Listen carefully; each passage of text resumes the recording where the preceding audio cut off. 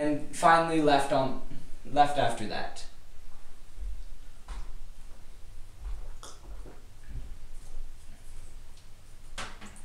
When he arrived in Turan, or when he arrived at the White Castle, the Turanians sounded the alarm and knew there would be a battle the next day, so they had a feast, as it was customary this time. Rostam, realizing that there would be confusion in the party, dressed up as one of the Turks and went to the party. He did some scouting and discovered Sohrab, the leader of their army, was a beast. He was as strong as he was in his younger years. Then he realized he was being followed. He quickly tried to escape, but when he got to a clearing away from the party, Zinde, Sohrab's uncle, the one man who knew Rostam's face, said, "Show me your face. Who are you?" Rostam, knowing that he had just been discovered in the enemy camp, quickly killed Zinde and ran away before he was discovered again.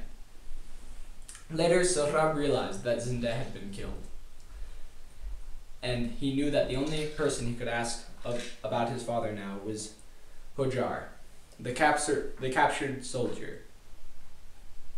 The next day, the two armies lined up. Sohrab asked Hojar, "Tell me of the Iranian Pahlevans." Hojar pointed out every single Pahlevan with the exception of one Pahlevan, Rostam. He knew that if Sohrab knew who Rostam was, he would know where the tip of the spear was, and he would know where to focus his troops. Knowing that Rostam would be the one to accept the Turanians' Pahlevans' challenge, Sohrab stepped forward and challenged the Iranian army, and out walked the one soldier Hojar had not named. And Sohrab asked, "Who are you?" And the soldier said, "I'm Rostam's replacement. Rostam is away at a flower festival in his hometown. King Kekavus asked me to fight in his place." Sohrab, satisfied with this answer, began to fight Rostam. The first day they fought, and it was an equal battle. Towards the end of the day, though, Rostam was tired and knew that he wouldn't be able to keep fighting Sohrab much longer, so he charged the Turanian army. When he was fighting the Turanian army, he looked back at his own troops and realized Sohrab had done the same, and Sohrab was killing his army off faster than he could kill his army off. So he went back and yelled at Sohrab, "Let this stay between the two of us. We shan't get our armies involved." Sohrab accepted, and seeing as the sun was setting, they called it a day and they rested during the night. The next day again, the two armies lined up, and Sohrab and Rostam began to fight.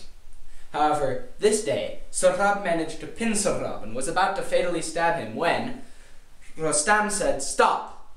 It is dishonorable to kill an elder Pahlevan when you've only knocked him down once. It is more honorable to let him get back up and knock him down again, and then kill him." Sohrab, not realizing that this was nonsense, got off, let him back up, and they continued to fight.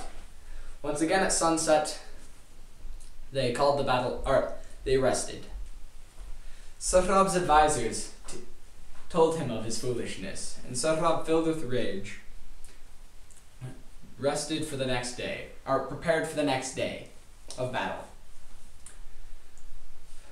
On the third day of battle, Rostam managed to pin Sohrab and stabbed him fatally, showing no mercy. Then, when Sohrab was on the ground dying, he yelled out, "You could become a fish and hide at the bottom of the ocean, or you could become a star and hide among the heavens, but my father, Rostam, will find you and kill you." Rostam took a step back for a minute, realizing what he had done. He saw the jewel on his wrist and he noticed he had just killed his own son.